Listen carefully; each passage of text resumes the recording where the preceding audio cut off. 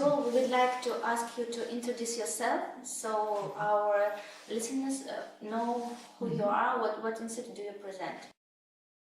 My name is Professor Ziener and I'm working at the Department of Urology in the University of Bonn, and I'm head of the Department of University Stone Center.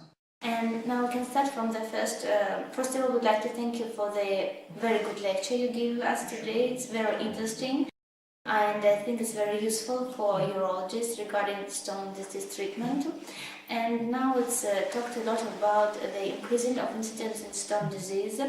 Is it a real incidence increasing, or for example, it's a best diagnosis, best control of this disease, or is it different between Eastern and Western countries in increasing? For example, probably there's more increasing in Eastern countries than Western. Can you give us, for example, some numbers for the incidence of stone disease, for example, in Germany and the world, if you have such information? Mm-hmm. The incidence and prevalence of stone disease increases in Western countries, in industrialized countries, and I know the dates for United States and Germany and Japan, also for Italy. The numbers are very similar. In Germany, the prevalence of urinary stone disease is about 5% in the year 2000, and 1.5% is the prevalence of stone disease in Germany. Okay. It has increased during the past 20 years. And what about, for example, do you have any world numbers? All around the world, is it increasing also, or just Western countries? Yes, it is increasing also in United States and Japan and in Italy. These are the countries where data have been published. And for example, in Asian countries, the incidence is higher than Western countries because of the climate and so on. And is there such a difference for now, or the same incidence? I don't know the exact data for other countries. I know only those for this mentioned because the data have been published. And I think for these industrialized countries it is very similar, but high, at about 5% and maybe from time to time about 10%. And what are the main reasons for this increasing? I think the main reasons are changes in dietary habits and lifestyle factors. And can you name it more precisely? Yes, we have to. I think major issues are the growing incidence or prevalence of overweight and obesity, and the lack of physical activity, and perhaps also mental stress are major factors, but also dietary patterns are changing during the years. And the food pattern is changing, and people choose well processed meals and processed foods, and this is also a very high risk factor, the high intake of protein and these nutrients expose them for risk. And how do you think, for example, if there's a group of people with high risk of stone disease, but they haven't got stones, is there any need for prophylaxis in this group? Is there any need for screening in the group? For example, if they go to general practitioner because of the obesity or diabetes, do the general practitioner need to pay attention on the stone formation, on urinalysis? Do they need any prophylaxis?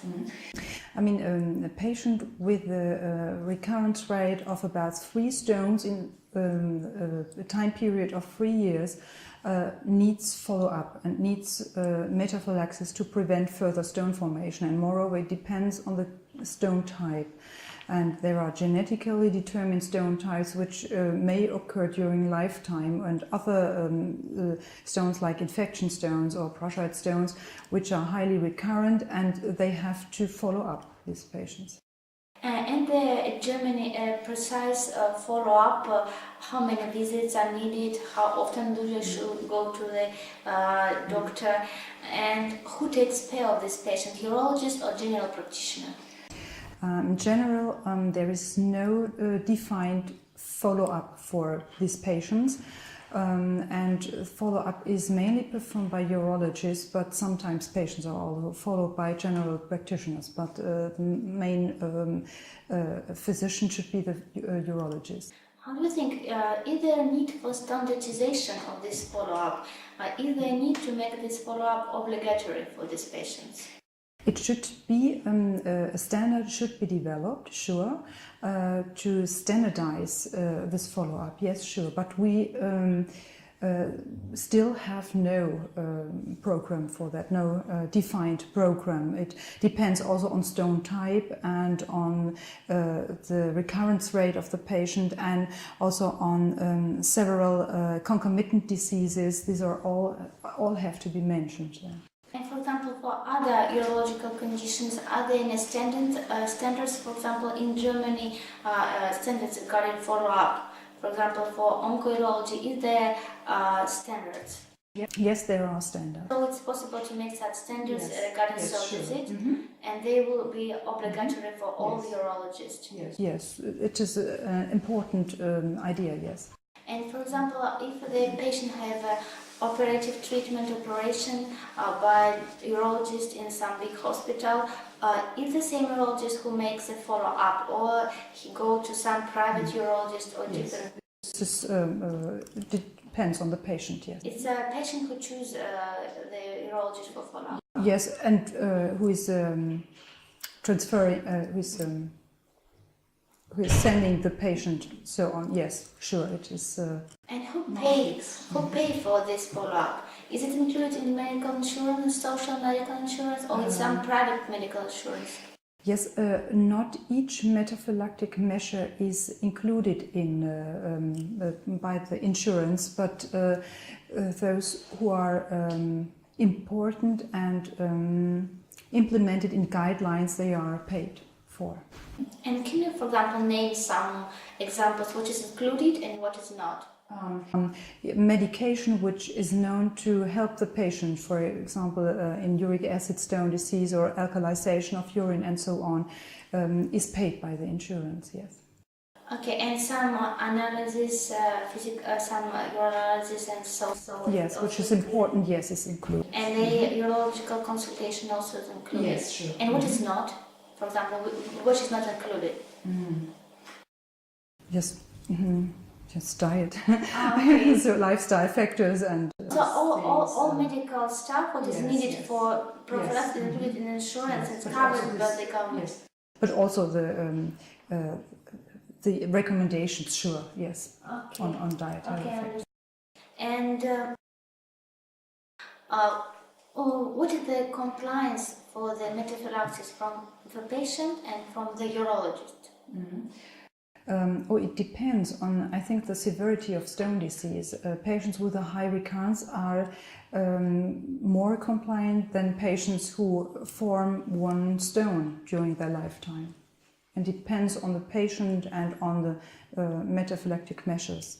And if the treatment is has a lot of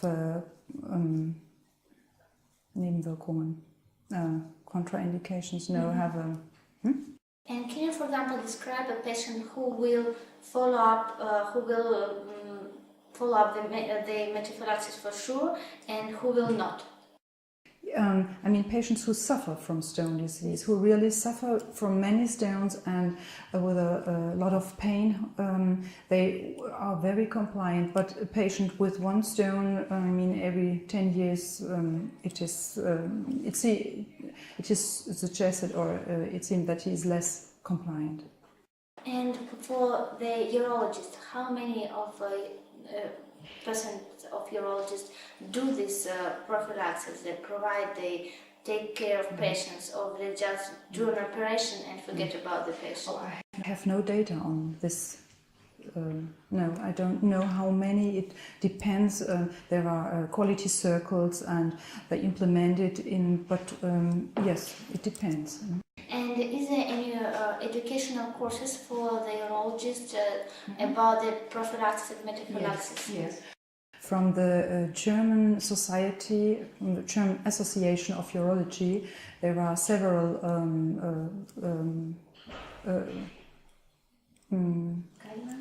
guidelines, but also courses and so on. And can you give for our urologists the basic rules for the metaphylaxis of the stone disease? The basic is a high fluid intake. This is the most important recommendation for patients to keep the urine volume high. This is a basic issue.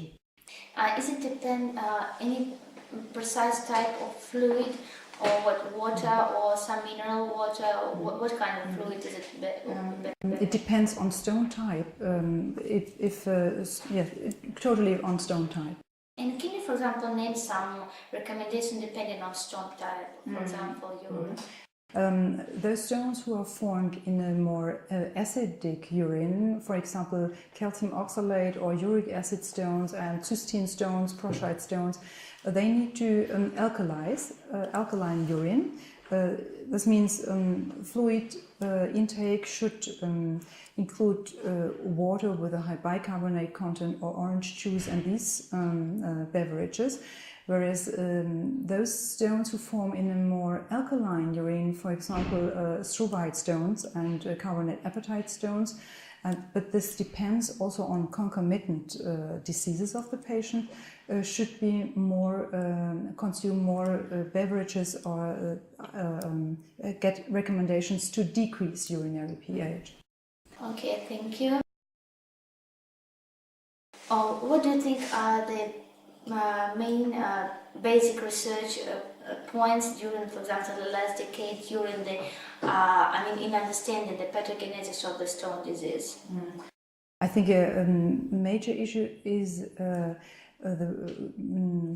how the stone may perhaps be formed according to the theory of Randall's plaque. I think this is a thing that is very important and very interesting. Perhaps Oxalobacter formigenes could be a very interesting thing regarding also therapy, but also as a cause of disease. But there are still many questions to be solved. What is your field of scientific interest in stone disease? What do you do in your scientific research? So it's basic research regarding proposals like Oxalobacter formigenes and these, but also dietary recommendations and yes, all these, including basic research. And how do you think, is it possible in the future to find the main steps of stone formation, the main course, and to exclude stones from formation, to prophylaxis formation, so there won't be any stones anymore? Yeah. I think it will last a long time to to reach this goal, yes. But decreasing stone formation is also a major goal to achieve. And for example, metaphylaxis, how does it allow to decrease the incidence of stone formation? For how many percent? We have an analysis regarding this, and as far as I remember, it's about 40% of stones which can be reduced by accurate metaphylaxis. And as far as I understand it, just in patients who really suffer from the stone disease? Yes, yes. Mm-hmm. And how do you think, why is it paid so many attention to the treatment method of the stone disease, for example, for endoscopy, laparoscopy, extravascular shock lift therapy, and it's so very little attention to the basic research in this field? I think it is much more easy to clear the stone than to prevent a stone formation, and but it's much more important also to develop methods to prevent stone formation, and not only to treat the current stone, because it will recur as far as we know. And for example, in Germany, how many centers do basic research in stone disease? I would guess it's about 5 centers in Germany. In the whole Germany? Yes, yes. And is there any governmental support for this? Who pays for this research, for example? There is only a few support by the government, but yes, it's on own proposals and own ideas, and only a few, it's by the hospital. And what kind of advice could you give to Russian urologists regarding the treatment of the stone disease? The most important thing is to get the result of stone analysis, to know the stone type, because everything depends on the stone type. Each treatment, each metaphylactic measure depends on stone type. We should first know the stone type, and then you can treat it accordingly. Only a few centers where you can make such analysis, and for example, if you don't know the stone analysis, what are they except for fluid intake? What are other basic rules for? Yes. Without knowledge of stone type, you cannot treat the patient accordingly. So it's the major issue, and you should increase those centers who can examine stone. And high fluid intake is important, but you cannot recommend beverage according to a stone because you don't know the stone type. So it's the major, the important, most important thing. You need to know that, and for example, in whom will you start metaphylaxis? For example, if a patient with one stone, one calcium stone, it's gone, and would you start metaphylaxis in this patient, or you need a patient with, for example, 3 episodes of stone formation? We start treatment according to the guidelines of the EAU and also of the German Association of Urology, and there we start treatment in patients. A general analysis, a general metaphylaxis is started in patients already with 1 stone, but a specific metaphylaxis is started in patients with at least 3 stones in 3 years, but also in several stone types, which are also defined, but also several diseases makes it necessary to treat patients. For example, ileal resection, gastrointestinal disorders, and so on. And in Germany, is it easy to make a lot of centers do the analysis of stone? We have specialists to do this, yes, and they cover Germany. Okay, so all around yes, Germany, each could have access to this stone analysis. And have you got in Germany, for example, some educational courses for patients regarding the stone disease? Some brochure describing the way of treatment, the way of life change. For example, there are some program organized, as I present, by EU regarding the whole urology, a week of urology in Europe, but cover the whole urology, something like this regarding the stone disease. Some centers for patient treatment. We have a kind of a general information for patients from the German Association of Urology, yes. And how is it it's a basic, kind of a basic recommendation, yes, for each patient. How is it provided to patients? The brochure, is it by urologists? By urologists, describe it to the patient. Yes, or could hand it over to the patient. Okay, they can take it at home and so take care about it. So you have, for example, the prescribed diet for it, for written information about the diet for each stone. Yes, so some basic principles of metaphylaxis. Yes. Okay. I think we would like to thank you for the interview and for your information. I think it will be very important and for Russian urologists. Okay, thank you very much. Thank you too.